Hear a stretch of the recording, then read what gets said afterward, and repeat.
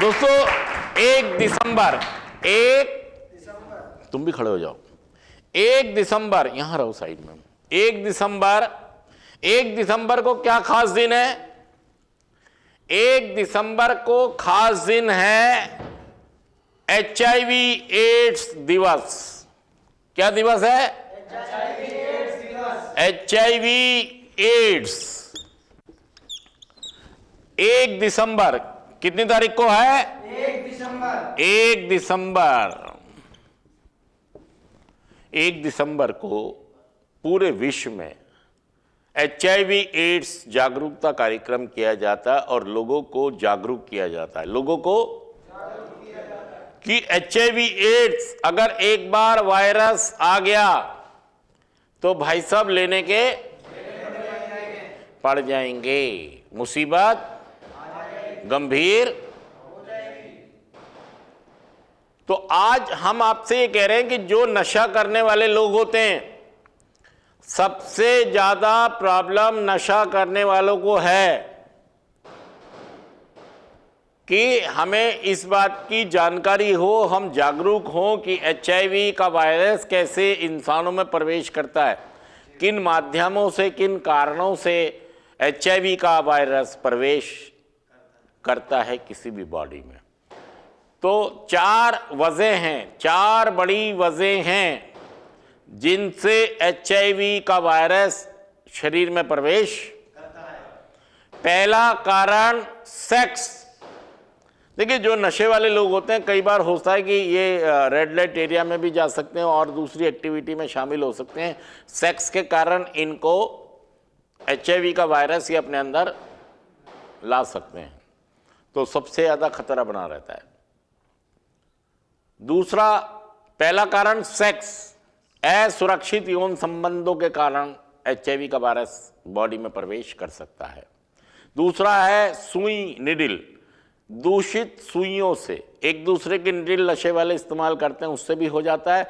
या सुई जिसको उबाला ना गया हो या सील पैक ना हो, ऐसी सुई का इस्तेमाल कभी भी करना नहीं चाहिए, नहीं तो उससे भी HIV का वायरस बॉडी में प्रवेश कर सकता है। तीसरा है खून। जब हमें खून के किसी को चढ़वाने की ज़रूरत होती है और हम खून लाते हैं बाजार से, ब्लड बैंक से खून लाते हैं और वो खून किसी व्यक्ति में चढ़वाते हैं, अगर वो प्रमाणित नहीं है, वो खून उसकी जांच नहीं हुई है और उस व्यक्ति को चढ़ा दिया जाए और वो दूषित है, तो उस व्यक्ति को भी HIV का वायरस प्रवेश कर सकता है।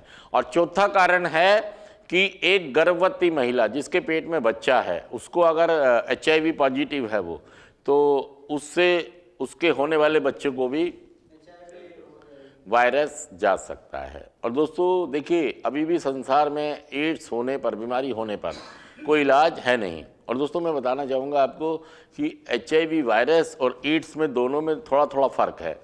HIV वायरस इसलिए कहते हैं कि ह्यूमन वायरस जो बॉडी के अंदर प्रवेश कर जाता है, मतलब HIV पॉजिटिव व्यक्ति हो गया, अभी एड्स नहीं बना है, अभी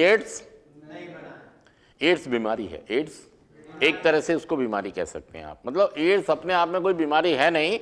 जब आदमी कोई मरता है एड्स से, तो वो इसलिए मरता है कि उसको छोटी मोटी कोई बीमारी होती है, वो उसी से मर जाता है, क्योंकि उसकी वो बीमारी ठीक नहीं, क्योंकि उसका इम्यून सिस्टम डैमेज कर देता है वायरस। इम्यून सिस्टम जो बीमारियों से लड़ता है, हमारी बॉडी के अंदर एक रक्षा प्रणाली काम करती है, एक फोर्स काम करती है, एक मतलब ये कह लें सेना काम करती है।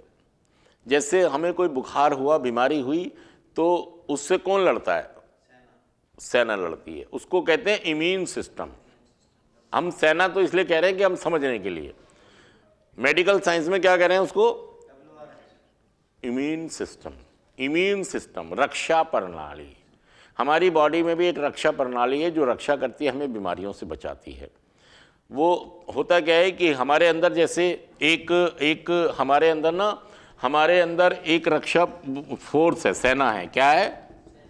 सेना है।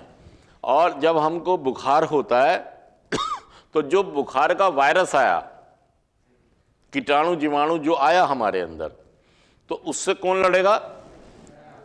तो ये सेना अपने आप में क्योंकि उनका इम्यून सिस्टम बहुत स्ट्रांग होता है, अच्छा होता है।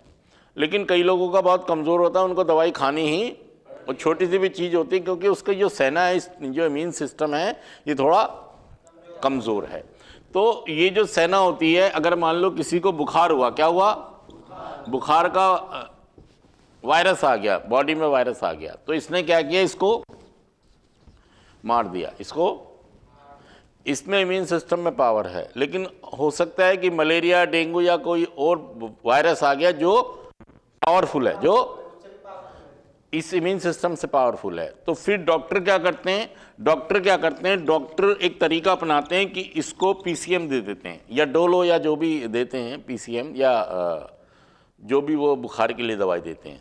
तो उन्होंने क्या किया कि वो दवाई किसको दी, सेना को आप ये माने कि सेना को उन्होंने हथियार दे दिए, और इनको हथियार दिए, और इन्हें वो, डॉक्टर कभी भी डायरेक्ट इसको बुखार को नहीं मारते हैं।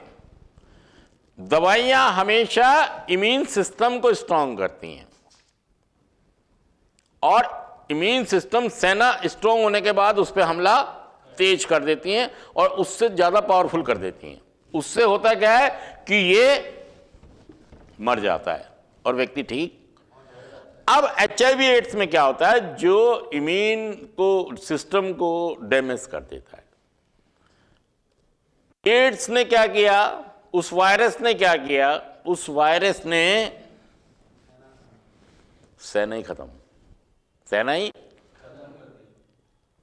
अब उसको बुखार हुआ, अब उसे, तो फिर डॉक्टर दवाई किसको देगा,